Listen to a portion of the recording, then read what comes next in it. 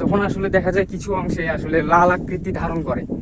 তো আসলে আমরা এই লাল আকৃতি ধারণ করে এই জন্য আমরা কি করতে পারি তার আমরা এই প্রতিকার নিয়ে আসছি। আমি সব ফুলে বের হয়ে গেছে। তো এই সময় দেখা যাচ্ছে কি ওই যে সামনের একটু অংশে সঙ্গেই থাকে। তো আসলে দেখা যাচ্ছে কি যে এই তো এইটুকু অংশে তেমন স্পষ্ট আসতেছে না, কিন্তু দেখেন আশেপাশের ধানগুলো দেখলে আপনারা বুঝতে পারবেন যে এইটুকু অংশ লাল হয়ে গেছে। তো আমরা এইটুকু আপনারা পিছনে দেখতেই পারছেন কেমন ধরনের লাল অংশ, আসলে রোদ তো তাকানো যায় না। সার দেবো ইউরিয়া, তো দেখাচ্ছে আপনাদের সার দেওয়া লাল অংশ।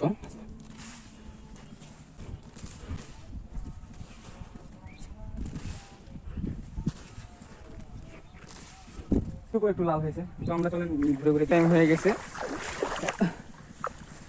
তো দেখি সার যদি এমন কোনো সমস্যা হয় বা হয়ে থাকে তবে একটু ইউরিয়া সার দিতে পারবেন। লালটি কেটে যাওয়ার আমি রেজাল্ট অবশ্যই আপনাদের দেব, আপনারা সেই পর্যন্ত আশা করি সঙ্গে